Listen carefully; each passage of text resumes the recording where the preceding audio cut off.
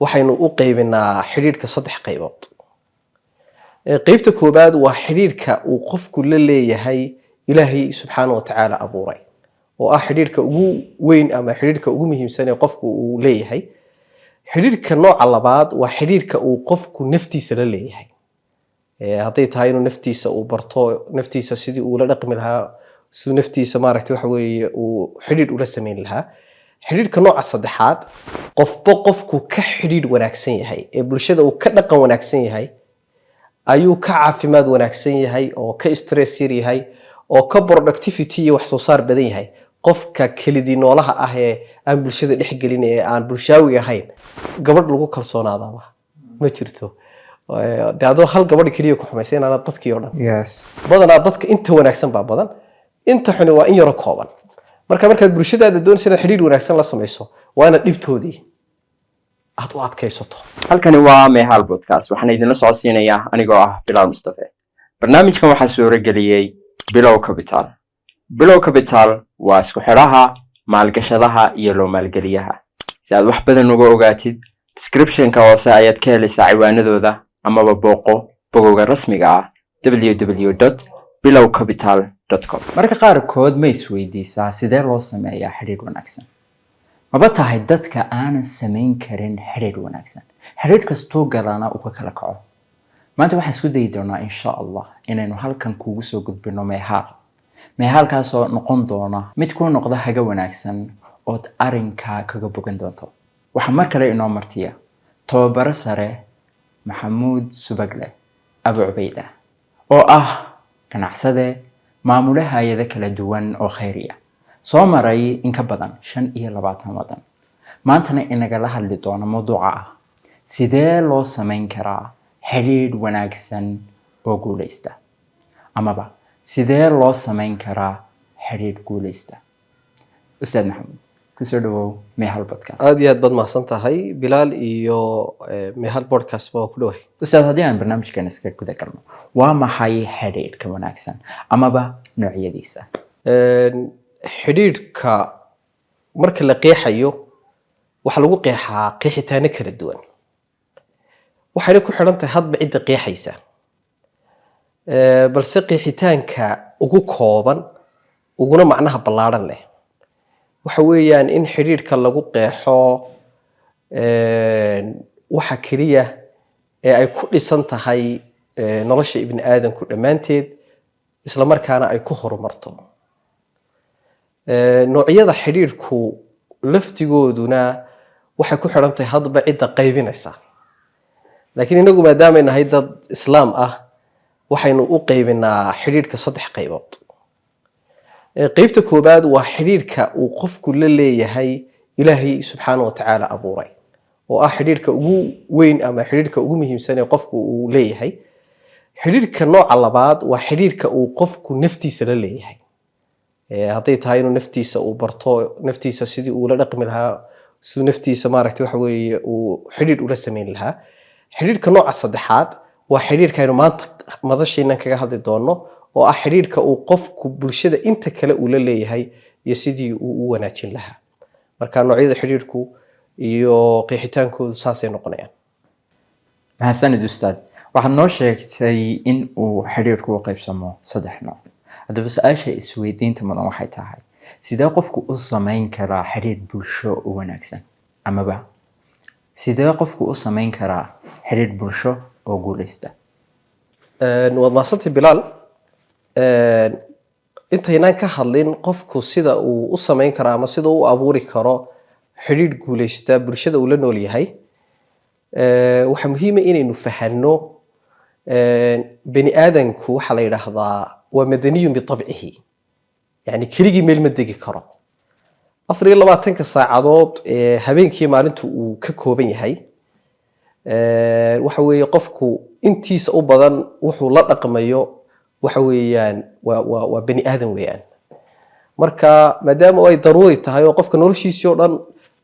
mucaamalo aanu ka maarmaynin, waxay yiraahdaan bani aadamku waxay u kala fursado badan yihiin, siday u kala xiriir badan yihiin ama siday u kala xiriir wanaagsan yihiin.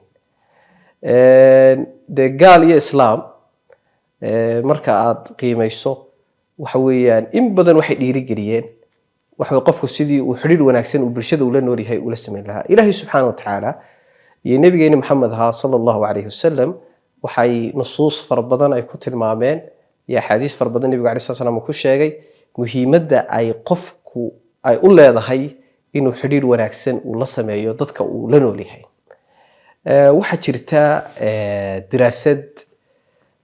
ay samaysay jaamacadda ku taal dalka Ingiriiska Harvard University diraasadaas waxaa magaceeda la yiraahdaa The Grant Study of Social Adjustment دراسة waxaa lagu sheegaa أطول دراسة في العالم دراسدii ugu dheereed ee caalamka la sameeyo waxa la bilaabay taariikhdu markay ahayd 1938 miilaadiga waxaana dhamaatay sanadkii hadda tagay ee 2023 daraasadaas waxa lagu baarayay wax la yiraahdo sirru saada qofka maxay tahay sirta ka dambaysa inuu farxad helo inuu baraare helo inuu happiness uu ku noolaado maxay tahay sirta ka dambaysa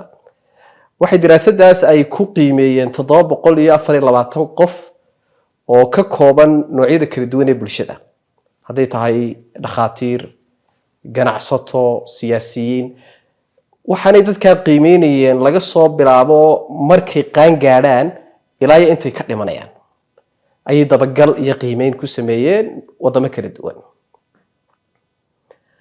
natiijada ay soo saareen waxa kamid ahaa qofku ka xiriir wanaagsan yahay ee bulshada uu ka dhaqan wanaagsan yahay ayuu ka caafimaad wanaagsan yahay oo ka stress yar yahay oo ka productivity iyo wax soo saar badan yahay qofka kelidii noolaha ah ee aan bulshada dhex gelin ee aan bulshaawi ahayn waxa weeye ayuu ka wanaagsan yahay marka runtii qofku inuu xiriir wanaagsan uu bulshadiisa la sameeyo waa wax aad iyo aad muhiim u ah waana wax runtii qofka noloshiisa oo dhan saameynaya daraasada marka aad noo tilmaamtay ustaad kaga waramayso arrimahan sidee loo xaqiijin karaa mise loo gaari karaa haddii ay noqoto bulshadeena lafteeda way farbadan yihiin wadooyinka lagu gaari karo xaqiijinta xiriir wanaagsan bulshada uu qofku la nool yahay waxa aynu ku gaabsan doonaa qodobadan hadda soo socda qodobka koobaad qofku horta dadka uu la nool yahay waa inuu aanu dhameystirnaan ka raadin wada dunida qof dhameystiran ma jirto kamaaliya ma jirto kamaaliya lillahi subhanahu wa ta'ala ilaahay un baa dhameystiran markaad horta bulshada soo dhex galayso hore inaad perfect wax la yiraahdo wax wada top ah dad wada wanaagsan dadku soo wada dhaweynaya waxaas ma jirto marka waa inaad horta ogaato inay dadku nooc yihiin mid wanaagsan baa ku jira mid xun baa ku jira mid adiga ku jecel baa ku jira mid iska ka neceb oo koornayni qofka jinkeyga neceb ayaa ku jira marka waxa muhiim horta qofku inuu ku tala galo inay dadku nooc yihiin si kale hadaynu qodobka qodob u raacino waxay yiraahdaan tahammul al-alam wa thiq bin-nas dadkii markii aad dhex gasho mushkilada badan baa kaaga imanaysa sidii Nabi Maxamed ba ku dhacday calayhi salaatu wassalaam waa marka qaar waa lagu caayaa marka qaarkood waa lagu dacaydeynaya marka qaarkood waa lagu dhibayaa laakiin waxa weeyaan inaanay kalsoonidu ka tagin oo oran cid la aaminaaba ma jirto oo waxa weeyaan ama aanad oran waxa weeyaan gabadh lagu kalsoonaada ma jirto daado hal gabadh kaliya ku xumaysay inaad dadkii oo dhan badanaa dadka inta wanaagsan baa badan inta xun waa in yar kooban markaad bulshadaada doonayso inaad xiriir wanaagsan la samayso waa inaad dhibtoodii aad u adkaysato sidoo kalena kalsoonidii aanay ka dhiman eed ogaato waxa weeye dadku inay nooc yihiin intaadan ustaad sii wadin perfectionism baa tilmaamtay waxa dadka markay perfect ay maqlaan waxay u maleynayaan in wax aad u weyn oo la karayn oo la iska ilaalin karin rag fara badan oo asxaabnahay waxba ma dhaqaajin karaan waxba ma samayn karaan ilaa ay way ku oranayaan wax walba sidiisii ahaado laakiin waxaan idhaahdaa un hasku adkeen fikrad yar oo fudud baan siiyaa waxaan ku idhaahdaa un qofka yani waxaad tidhaahdaa gebigaaguba maxaa samayn karaa maxaan qaban karaa cajiib so mushkilad baa ku timid waxbaa ku yimid waxbaa ku haysata anu inteen ku leeyahay awooddaadii xaddiga ilaahay ku siiyey in bay ku kooban tahay so inteed ku leedahay adigu anu waxaan ku leeyahay 7% qabo faraha ka qaad inta kalena cirka u dir ilaahay ida 30% baad ku leedahay qabo 1% baad ku leedahay samee inta kalena ilaahay u dir marka waa degaysaa runtii waa rule aad u muhiim ah waad mahadsan tahay Bilaal runtii qofku intaasoo kaliya fahmo bulshada runtii xasaasi kama noqonayo ninaanu saaxiibnahay baan ayaan isagoo cabanayo yimid marka wuxuu leeyahay niyahow dadkii oo dhan baa waxa ay maaragtay way iga dhamaan laayihiin way dhibayaan telefoonadii baan bedelay intaasoo sim card baan tuuray shaxaad baa la igu soo dawaqiyay bulshadan iyo laguma dhex jiri karo niyo Soomaaliland lama noolaan karo marka dhinac baan ka tusay waxaan ku yiri niyahow wax ma tare ma jiraba bulshadaadan aad ku dhex nooshahay wax ma tare ma jiro حتى كما ركتي مانتا فاميل كيني كو waxaan ku wuli ku soo shaxaadaya maanta hadad xanuunsatay isaga isbitaalka kugu haynaya hadii qof family dhinto isaga waxa weey xabaasho qodaya marka waxaan ku leeyahay qaadkiiso kaliya eegne nafciga kale ee uu qaban karo marka dadka kamaal hadad ka raadiso dad badan baad waayaysaa xiriirkaad bulshada la lahaydna ciriiri baad ka dareemaysaa qodobka labaad ee runtii aan ku darayo muhiimka ah xiriir guuleysta lagu sameyn karo waxa weeyaan dadka inaad muhiimadda ay leeyihiin aad ku ixtiraamto haday noqoto inaad hadal wanaagsan aad kula hadasho inaad magacooda ugu yeedho markay kula hadlayaan inaad si fiican u qaabisho saain markay wada hadlayno oo kale oo qofkii aanad ka sii jeesan isagoo hadlaya ama aad telefoon iska qabsane qofku inaad bar horta qof bini aadan inuu ka hor taagan yahay inaad u muujiso runtii ay ka mid tahay inaad waxa weeyaan marka qaar kood aanad hadalkii ku jarin oo nad oranayo warka waa horaan u hay ama aanad koor waxa weey inta yarood ku soo celcelisay dhowr jeer oo ka maqlay de qofka emotionkiisa inaanad dhaawicin waa wax aad runtii aad iyo aad maaragtay muhiim u ah qodobka saddexaad lagu abuuri karo ama lagu sameyn karo xiriir guuleysta bulshada aad la nooshahay waxa weeyaan inaad waxa weey aad dadka kale wax u qalaato haddii laakiin tiraahdo keligay baa wax noqonaya keligay baa fariida keligay baa fursad helaya keligay baa number 1 ah waxa weeye bulshada ma kasban karaysid laakiin waa inaad qaadato mabda la yiraahdo ama principle la yiraahdo anta tafuzu wa ana afuzu kulluna nafuzu adiguna ni waad guuleysanaysaa aniguna waan guuleysanaya dhamaanteynba waynu guuleysanaynaa mabdaasi wuxuu qofka dawo uga yahay waxa la yiraahdo xasadka in uu ku galo xanuunka la yiraahdo xasadku waxa kamid tahay caqabadaha waaweyn qofku uu ku waayo bulsho badan iyo xiriir wanaagsan oo bulshada la sameeyo marka qofku hatta haduu xasadku ku soo galo waxaad isku daweysaa waxa weeyaan adigu tusaale ahaan maanta $20 baad haysataa aniguna $20 baan haystaa aniga $20 baa waxa iigu biiray $10 imsan haystaa $30 adiga 20-kaagi aad haysatay 10 aniga igu soo biiray waxba ka nuqsaamay marka waxa qofku xasadku waxa la yiraahdaa waa xanuunka kaliya ee qof aan dawo lahayn wana marad ibliis marka waxa muhiim ah qofku haduu doonayo xiriir wanaagsan inuu bulshadiisa la sameeyo inuu qaato mabda oranaya waynu wada guuleysanayna waxyaabaha kale muhiimka ah ama qodobka afraad ee kamida waxyaabaha xiriir guuleysta lagu sameeyo bulshada aad la nooshahay waxa weeyaan inaad waxa weeye la tatadakhal balada fi khususiyati ghayrik dadka kale ee aad la nooshahay arimahooda khaaska ah iyo privacy-gooda ha dhexgelin war aan lagu ogolayn ha dhageysanin shaqo aan lagu dirsanna ha qabanin qofka arimihiisa u gaarka ah wuxuu xiran yahay iyo qaabka uu u nool yahay iyo lifestyle-kiisa iyo hawlihiisa gaarka ana ha ka dhexgelin waxa kamid tahay waxyaabaha aad iyo aad kala sugu noco sidoo kale xiriir badan ee burburiya waxa kaloo muhiim ah ama qodobka shanaad ee kamida waxyaabaha xiriir guuleysta lagu sameeyo waxa kamida la tukthir aljidala ma'a al-akharin muranka madaliiska ah ee joogtada ah inaad wax kasta ka jawaabto meel kasto la fadhiyo aad wax ku darsato waliba ku dagaalanto oo maalin kasta aad waxa weeyaan dood madaliisa aad keento oo waxa weeyaan arintaas waxa kamid tahay waxyaabaha xiriirada badan qofka waxa weeye ka hor istaago wanaagsan inuu sameeyo marka waxa muhiim ah intaad qofku muranka iska ilaalin karo inuu ka fogaado wixii laga fursan waayay ee u baahan laga doodana in wadadeedii iyo shuruudeedii iyo qaabkii loo mariyay inuu qofku gaaro waxay ka mid tahay waxyaabaha muhiimka ah. Qodobka lixaad ee ka mid ah waxyaabaha uu qofku ku gaari karo xidhiidh guulayste oo bulshada la leeyahay waxaa ka mid ah runtii qodob aad u muhiima waqtiga la joogo oo ah waxa weeyaan qofku inaanu dadka markuu qiimeynayo ama uu xukumayo inaanu muuqaalka ku xukumin. waxaa la yidhaahdaa ma filaya xikmad baa waxay tiraahdaa laa taxkum alkitaaba biqilaafihi,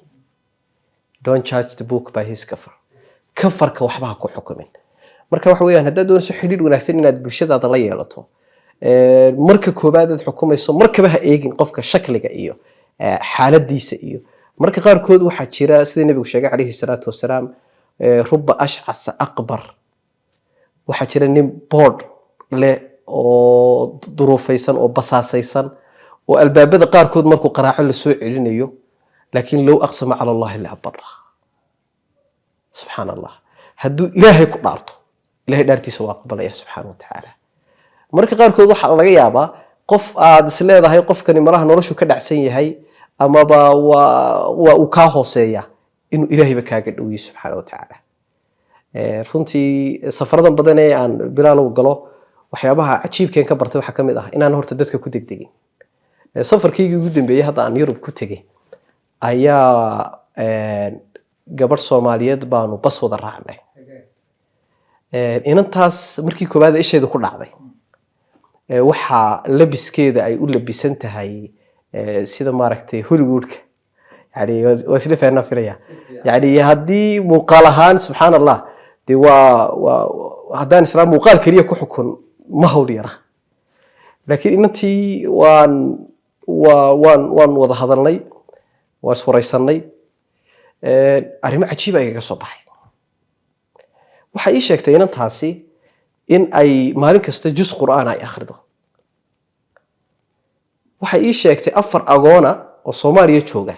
inay kafaalo qaadatay. waxay ii sheegtay hooyadeed oo degan gobol ka mid ah gobolada Soomaaliya inay maaragtay beeliso oo ay ka warhayso. runtii markii aan waraystay dareen gaara baa i galay, laakiin markii koobaad aan isha ku dhuftay haddaan isoro lahaa xukun kalaan saari lahaa. markii dambe waan la kaftamayo fariintii aan u diri karayo aan u diray waxaan ku yidhi gabadh qurux badan baad laakiinse waxa weeye hooyo Soomaaliyeed oo xijaabka kusii qurux badan ayaa tahay. marka way la kaftay waxay ku tiri si gaar ah waxay ku sheegtay way sagaajinaya bay tiri waxoogaa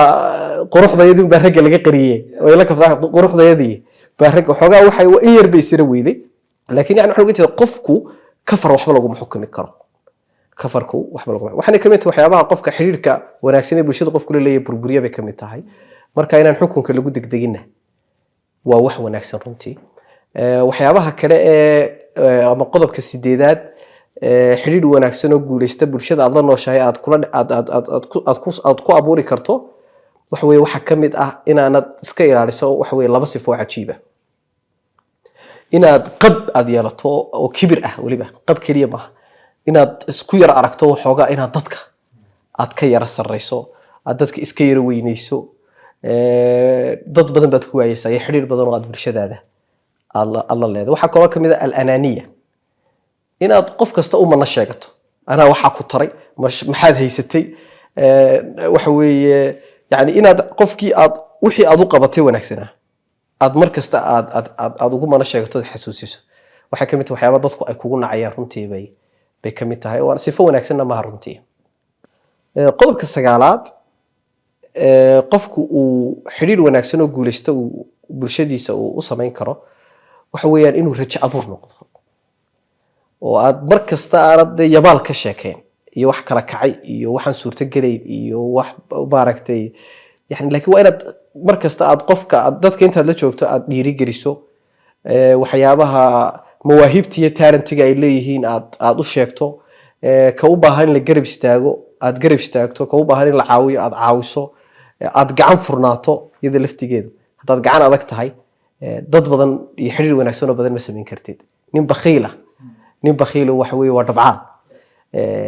waxyaabaha qiyaadada iyo hogaaminta furaha u ahna iyo xiriirka wanaagsan ee bulshada la leedahayna waxa weeye waa inaad waa inaad waxa weeye aad wax bixiso sidoo kale waliba waxaad bixinaysaa inuu yahay waxaad jeceshahay hadday waqtigaaga tahay aqoontaada jaahaaga ilaahayna wuxuu yidhi subxaana watacaala lan tanaalu lbira xataa tunfiquu mima tuxibuun يعني wanaag iyo meel wanaagsan gaari maysaan ilaa aad bixisaan waxaad jeceshihiin mooyaane qodobka u dambeeya ku soo gabagabeynayo xiriir wanaagsan oo guuleysta oo qofku uu bulshadiisa uu kula noolaanayo waxa weeye tawaaduc wax la yiraahdo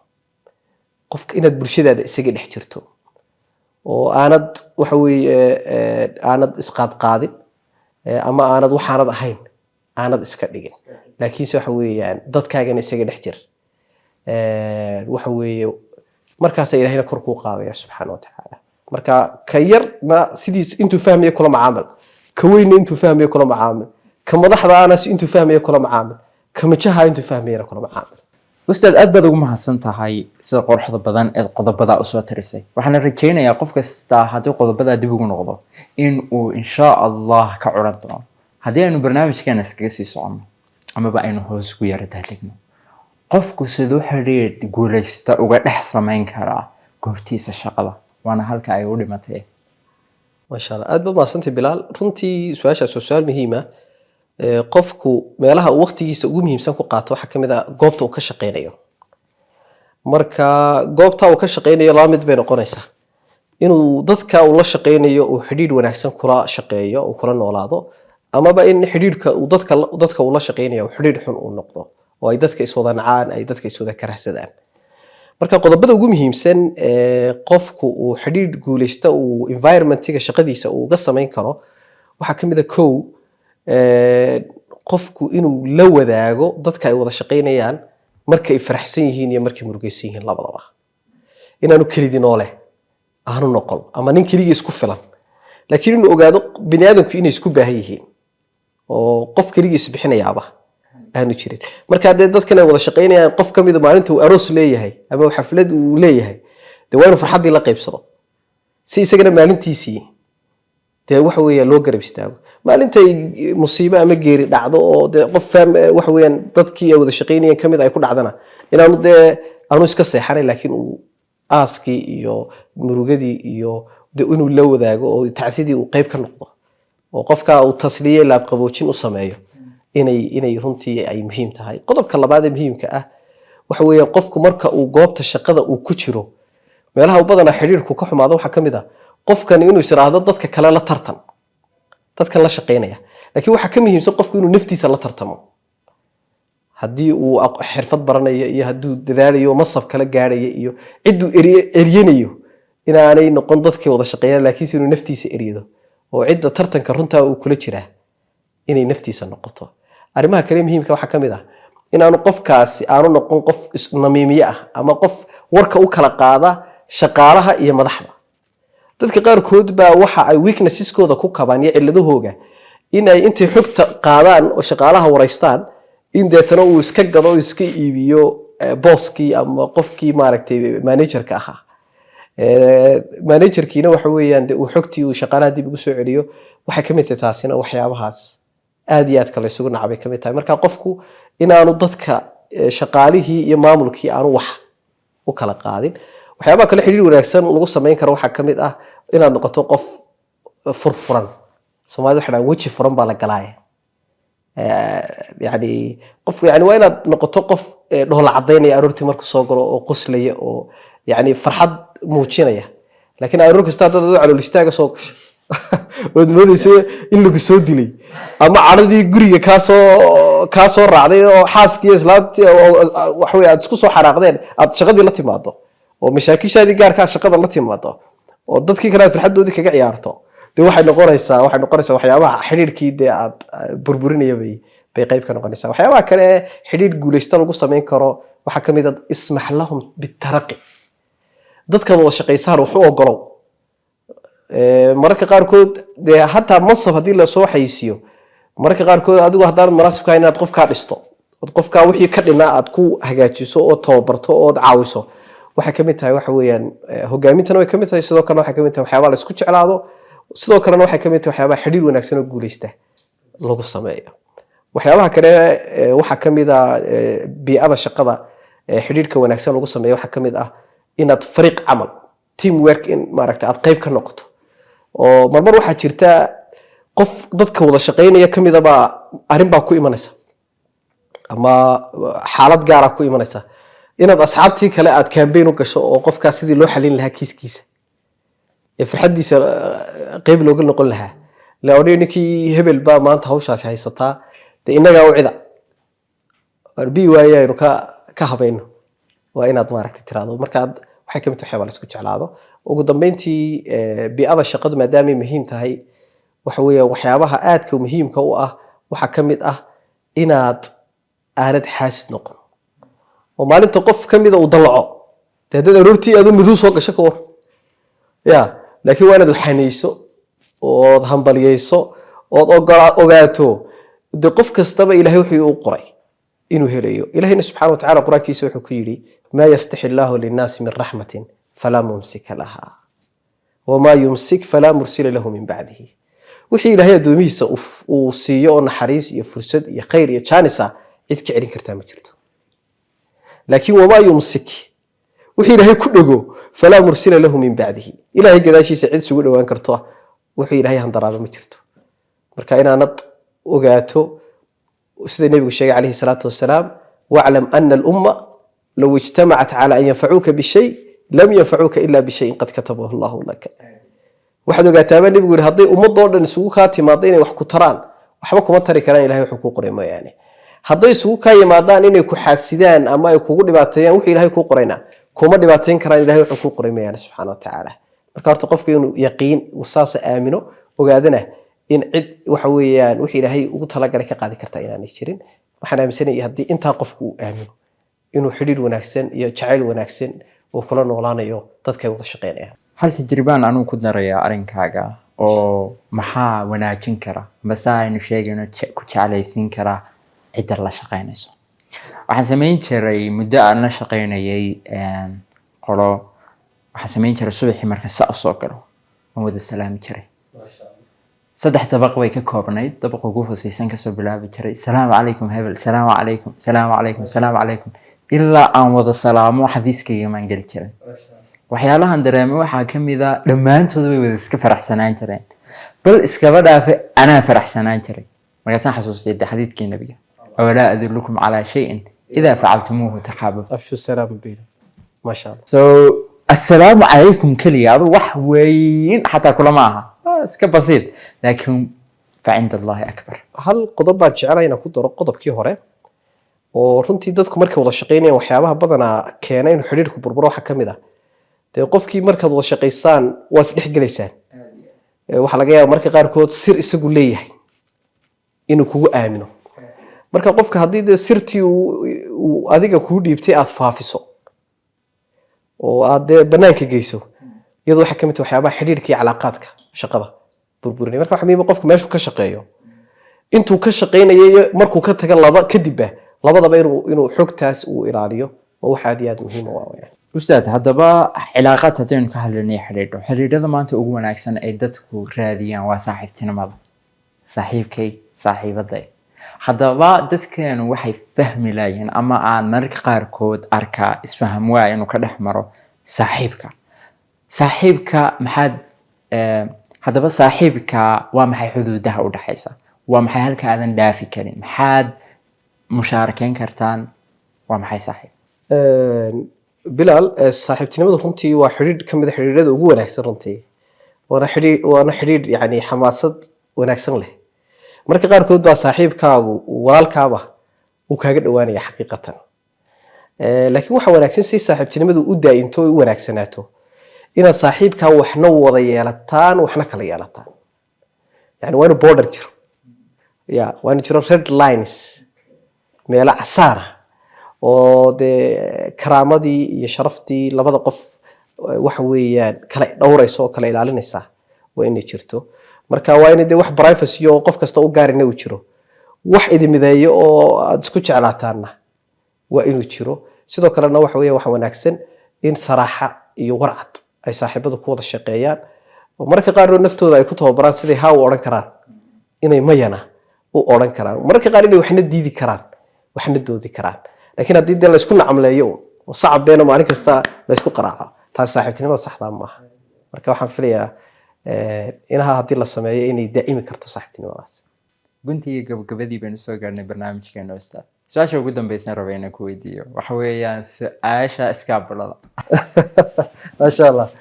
xiriirka markay sameynayaan dhalinyarta rabtay inay isguursato khaladaad badanba shalay u dambeysay buu mid ii sheegay gabadh ay sanadaad isla socdeen oo la kala kari lahaa in si simbaliga lagu kala tagay sidee loo wanaajin karaa xiriirka maxaa dili kara maxaa wanaajin kara maxaa hoos u dhigi kara maxaa kor u qaadi kara maasha allah runtii waa su-aal muhiim ah xaqiiqatan iyada lafteedaabana podcast khaasaba inay mihaal arrintaa kasoo diyaarisa ay fiicantahay laakiin haddaan dhowr qodob tilmaamo xidhiidhka guurka ka horeeya waa xidhiidh muhiim ah runtii lama yaraysan karo waayo qofkan waa qofkii dhammaay ee aad noloshaada rabtay inaad ku aaminto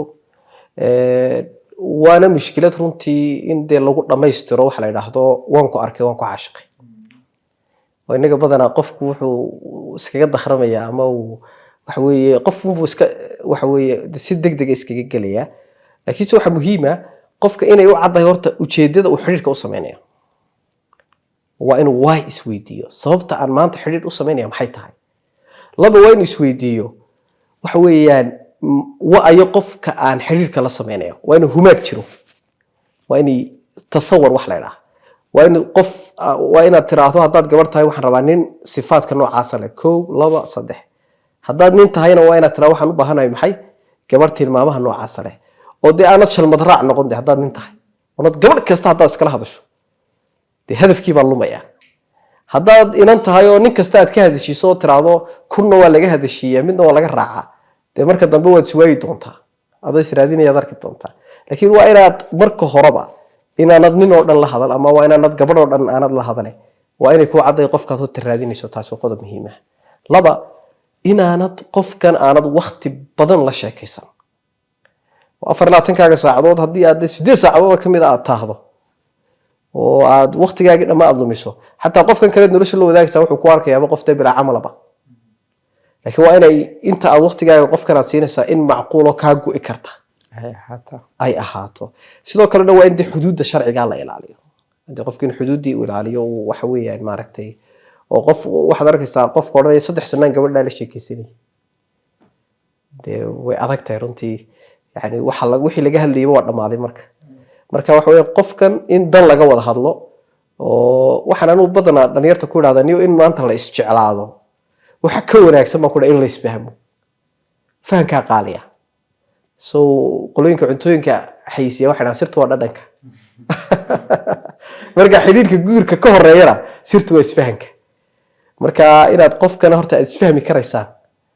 laakiin adii qofkan isaguna uu bari uu ka hadlay adiguna aad galbeed ka hadlayso dee fahankii baa lumaya arrimaha kale runtii muhiimka waxaa ka mid ah in war cad la isku barto haddii laakiin qaraxyo la isku sheegto oo la yidhaahdo hargeysa baan ay shadantay ama muqdisho haf baan leenahay gabadhida halkaa taagan annagaa leh oo dee qofkii la yidhaha been ha lagu soo xerogeliyo goodhow expectationkii iyo farashadii qofkan uu filayay marka uu waayo dee burbur baa dhacaya laakiin waa inuu qof kasta netka ka hadlo wadhaadaniyo hebel baa la yidhaahdaa warkaygu waa noocaa saasaan waxu rabaa maxaa kaa lilaahiya maxaa kaa dan maaragtay gabadhuna waa in saasoo kale ay samayso marka waxaan filayaa haddii ilaahay tala saartaanna hadafkoogina uu cad yahay oo aanay la meeraysa ahayn inuu xidhiidhkooda haasaawaha guurka ka horeeya u wanaagsanaanaya maasantay bilaal aad iyo aad baad u mudan tahay ustaad halkaa waxaa inoogu soo dhammaaday barnaamijkeenii ama meehaalkeenii maanta aynu kaga hadlaynay xiriir wanaagsan sidee loo sameynaya ama xiriirkaygu suu guulaysanaya aad waxaan ugu mahadnaqayaa mar labaad bilow capital oo xalqadan suurogelisay idina soo gaadhsiisay sidoo kale waxaan aad ugu mahadnaqayaa saaxiibkii Bedr Saqare oo muuqaalkan aadka ugu quruxda badan idin soo gudbinayay laakiin waxaan idin leeyahay waa inoo mar kale iyo meehaal kale. Assalaamu calaykum.